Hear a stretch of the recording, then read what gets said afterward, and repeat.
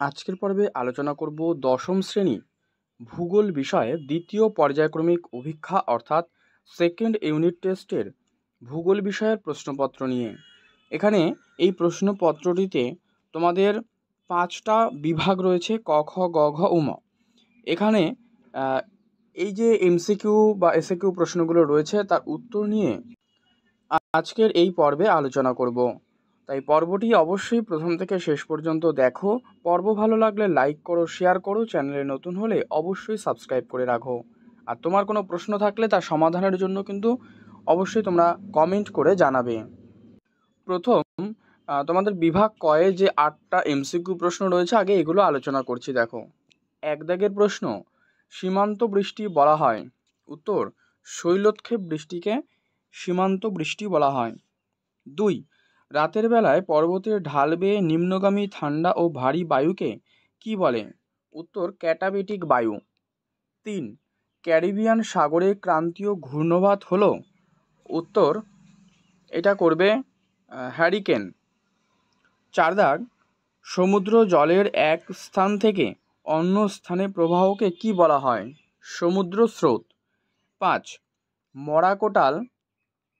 5-এ রয়েছে যে মরাকোটাল এর সময় চন্দ্র ও সূর্য পৃথিবীর সাপেক্ষে কত ডিগ্রি কোণে অবস্থান করে? উত্তর, 90 ডিগ্রি কোণে কিন্তু অবস্থান করে। আচ্ছা, একটি তন্তুজ ফসল, এটা তো খুবই সহজ, কার্পাস, পাট এগুলো তন্তু জাতীয় ফসল। আচ্ছা, দক্ষিণ ভারতের ম্যানচেস্টার বলা হয় কোয়েম্বাটুরকে। আর জনঘনত্বের বিচারে ভারতে প্রথম? উত্তর হচ্ছে বিহার। এবারে চলে যাব পরবর্তী বিভাগ খ। বিভাগ খয়ে রয়েছে এখানেও 8টা প্রশ্ন, তবে এর মধ্যে পার্ট আছে আবার কতগুলো, যেমন ধরো শুদ্ধ অশুদ্ধ, শূন্যস্থান পূরণ, ঠিক আছে, একটা শব্দে উত্তর। তো এই পার্টগুলো আমি আলোচনা করছি। দেখো, প্রথমে রয়েছে 1 দাগে 40 ডিগ্রি দক্ষিণ অক্ষাংশকে গর্জনশীল চল্লিশা বলে। এটা শুদ্ধ নাকি অশুদ্ধ? এখান থেকে মোট 2টো করতে বলা হয়েছে, আমি প্রত্যেকটি বলে দিচ্ছি। তো দেখো, 40 ডিগ্রি দক্ষিণ অক্ষাংশকে গর্জনশীল চল্লিশা বলা হয়, ঠিক আছে, এটা করো সঠিক। 2, এল নিনো শব্দের অর্থ দুরন্ত বালিকা। তো এটা একটু বুঝিয়ে দিই তোমাদের, এটা ভুল। কারণ দেখো, এল নিলো এই শব্দের অর্থ হচ্ছে দুরন্ত বালক।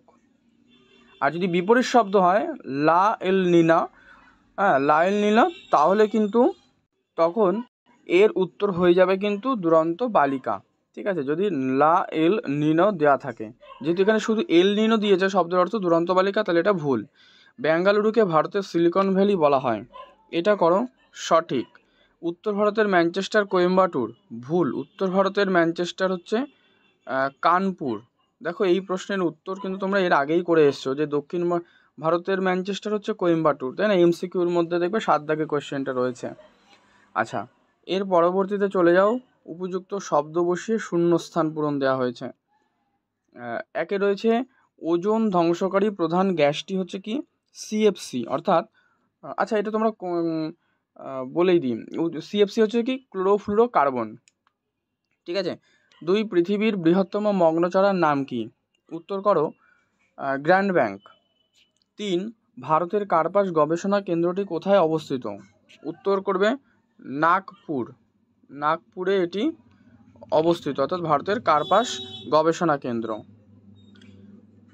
পরবর্তী 4 দাগের প্রশ্ন, ভারতের বৃহত্তম ও দীর্ঘতম মেট্রো রেলপথ কোন শহরে অবস্থিত? উত্তর দিল্লি, এটা করবে দিল্লি।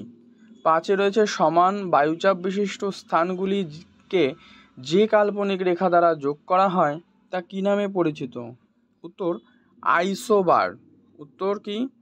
উত্তর করবে আইসোবার। আচ্ছা, এরপরে 1-2টি শব্দে উত্তর দেওয়ার জন্য বলা হয়েছে। এখানে 3টে প্রশ্ন করতে হবে 4টের মধ্য থেকে। প্রথম প্রশ্ন, জেট বায়ু প্রবাহ কোন স্তরে দেখা যায়? ট্রপোস্ফিয়ারের উপরে যে স্তর, ট্রপোস্ফিয়ারের উপরে, এটা লিখবে, মানে ট্রপোস্ফিয়ারে কিন্তু দেখা যায় এটা, ঠিক আছে। আবর্তনকালে চাঁদ ও পৃথিবীর মধ্যে দূরত্ব যদি ন্যূনতম হয়, সেই প্রসেসটা হবে পেরিজি। যেহেতু আবর্তনকালে চাঁদ হচ্ছে পৃথিবীর একেবারে কাছে চলে আসে এবং চাঁদের আলো তখন কিন্তু আরও বেশি উজ্জ্বল হয়, ঠিক আছে? পৃথিবীর থেকে চাঁদকে আরও বেশি বড় বলে মনে হয়। তো আবর্তনকালে চাঁদ আর পৃথিবীর যে মধ্যে দূরত্ব, এটা যখন ন্যূনতম হবে তখন তাকে বলবে পেরিজি। আচ্ছা, ভারতের সবুজ বিপ্লব কোন ফসল উৎপাদনের সাথে যুক্ত? এটা ধান, গম, এটা করবে গম, ঠিক আছে? আচ্ছা নেক্সট, বায়ুর আর্দ্রতা পরিমাপক যন্ত্রের নাম হচ্ছে হাইগ্রোমিটার। হলো এবারে বিভাগ গ দেখো, বিভাগ গয়ে বলা হচ্ছে 2-3টে বাক্যে 4টে প্রশ্নের উত্তর দাও। এগুলো 2 মার্কসের। দেখো গ্রিন হাউস এফেক্ট, স্থিতিশীল উন্নয়ন, পেরিজি কি, দেখো পেরিজি এক্ষুনি তো আলোচনা করলাম তোমাদের। পেরিজি কি, তো অনুসারী শিল্প, অ্যালবেডো কি, হিমপ্রাচীর, জনঘনত্ব, ঠিক আছে? আর বিভাগ ঘ দেখো, বিভাগ ঘয়ে দেওয়া যে ঘূর্ণবাত প্রতি ঘূর্ণবাতের পার্থক্য, অথবা কি সমুদ্রবায়ু স্থলবায়ুর মধ্যে পার্থক্য, যে কোনো একটা করবে, 3 মার্কসের এগুলো। আর মগ্নচড়ায় মৎস্য আহরণ ক্ষেত্র গড়ে ওঠার কারণ, অথবা ভরা কোটাল মরা কোটালের পার্থক্য। এই হচ্ছে দুটোর মধ্যে যে কোনো তুমি দুটোই করতে পারবে, কিন্তু প্রত্যেকটাতে আবার অর রয়েছে, 1 দাগে অর আছে, 2-এ অর আছে। আর নেক্সট পার্টটা দেখো, যেটা হচ্ছে তোমাদের 5 দাগে রয়েছে, সেটা হচ্ছে বিভাগ উমর মধ্যে। এক হচ্ছে বৃষ্টিপাতের শ্রেণীবিভাগ, যেটা কোন দুই, মানে যে কোনো দুটো প্রকার বৃষ্টিপাতের চিত্রসহ উৎপত্তি ব্যাখ্যা করতে হবে। আর বিশ্ব উষ্ণায়নের প্রভাব, ভারতের চা চাষের অনুকূল প্রাকৃতিক পরিবেশ, পশ্চিম ভারতের তৈল রসায়ন শিল্পের উন্নতির কারণ। তো এই হচ্ছে প্রশ্ন। অবশ্যই এটা ভালো করে দেখো, এবং এটা কিন্তু নমুনা প্রশ্নপত্র, কারণ এই প্রশ্ন সেটে পরীক্ষা হয়ে গিয়েছে। তো তোমাদের ধারণা দেওয়ার জন্য প্রশ্নপত্রটি দেওয়া। পর্বটি ভালো লাগলে লাইক করে দিও, শেয়ার করে দিও। চ্যানেলে নতুন হলে অবশ্যই সাবস্ক্রাইব করে রেখো।